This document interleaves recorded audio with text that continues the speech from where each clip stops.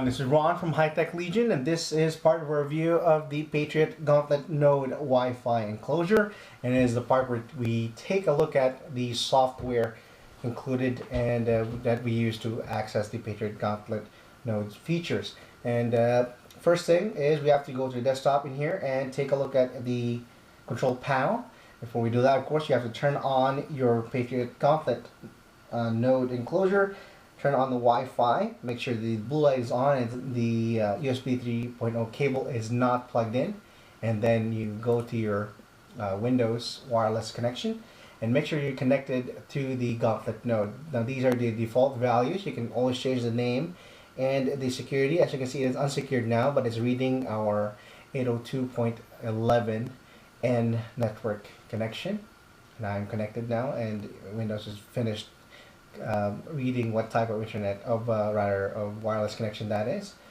It might take a while in some systems depending on your Windows installation. And now we open up our browser, and this is what would pop up if we type the default address that the Patriot Gauntlet Wi-Fi enclosure uses, which is 10.10.10.254.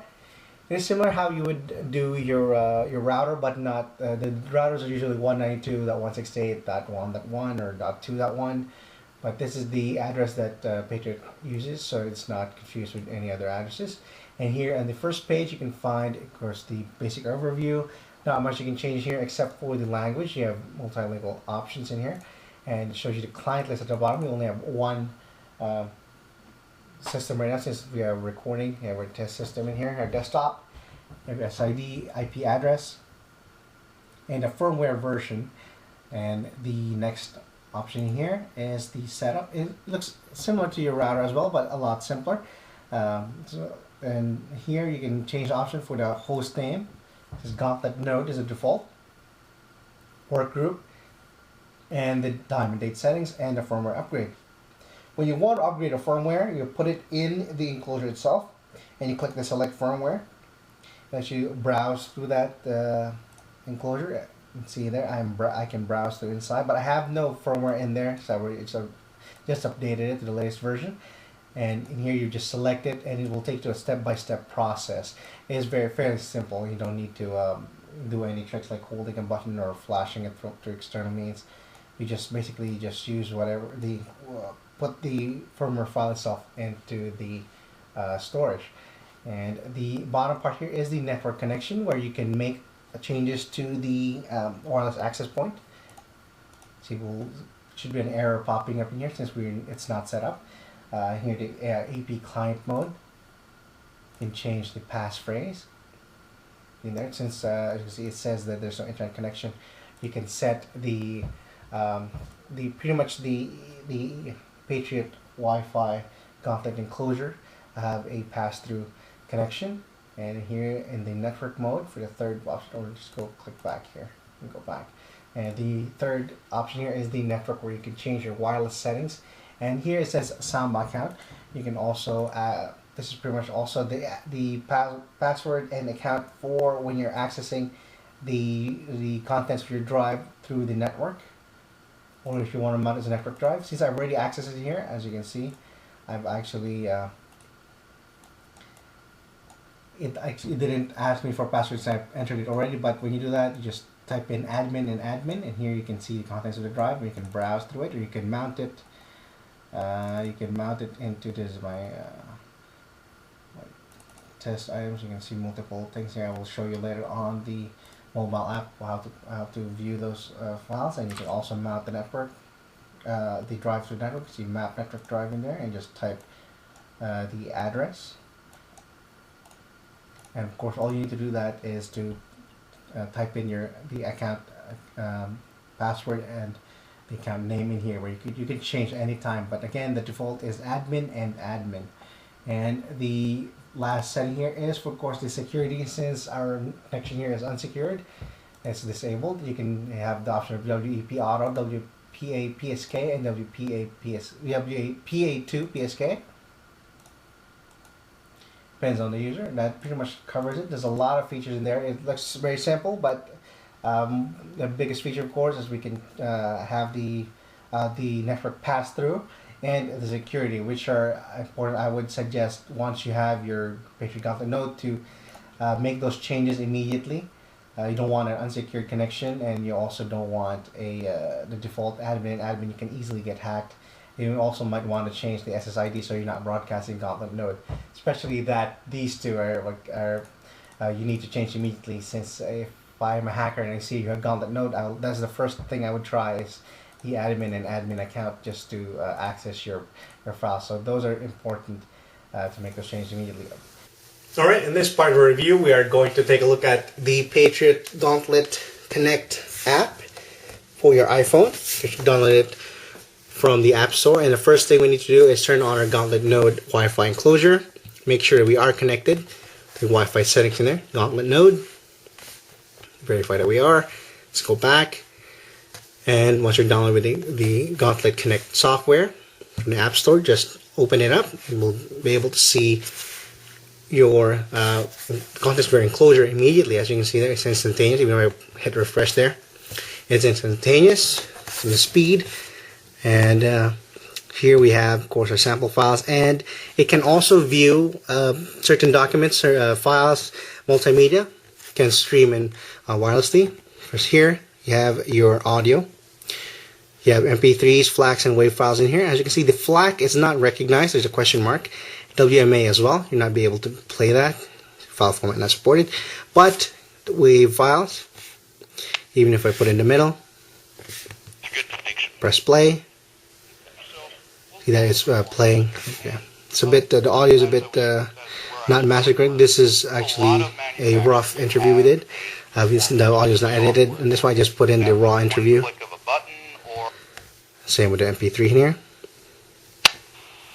Okay, enthusiast user, and even I would love to test some music in here, but of course YouTube will block it because of copyright reasons. Now let's skip that. Next is documents. Now this is the cool part. I like seeing that there is no question mark in there. It is able to read a PDF file, PowerPoint, Excel, and Word document. Show them one by one, as you can see there. This is actually a large PDF file, and it loads pretty quick. You can see in there, this is the Patriot Gauntlet Node manual. You can download it from their site. And next is a PowerPoint slide. And the best thing about it is that you can also do this sideways like you would in a regular iPhone. And the Excel. It also has that the formatting of the cells in there. It keeps that. It's actually a benchmark I did for some video card a long time ago. And the third one here is a doc file. Very good for keeping documents or maybe books, or just read it on the road. The next folder here is for the images. As you can see, you can read the JPEGs, bitmaps, TIFF files, PNGs without a problem. PSDs, of course, it's a Photoshop file, so it's not able to read that. Let's see, let's start here with the JPEG, which are very large photos. High-resolution photos, of course, you can zoom in, zoom out, and there's also bitmaps, high-resolution photos. You see there's a play and button in the middle. The bottom is actually for the slideshow if you want to turn that on.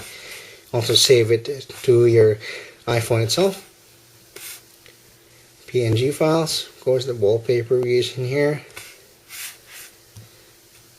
GIF files, TIFF files, other large files here. So the largest of all the files here, so it might take a few seconds to load, longer than the other ones. Again, zoom in, zoom out. GIF files. It seems it supports static GIF files. The animation for GIF are not supported at this time. And let's go back. The last one is the videos. Now this requires some streaming. I put in MOV and MP4 files here. They're both supported. Unfortunately, Windows Media, WMV, and AVI files are not supported.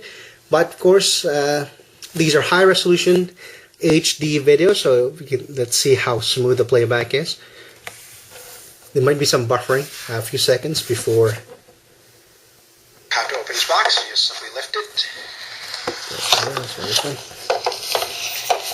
Here we have the node itself. Move it back, reset, see how fast it is.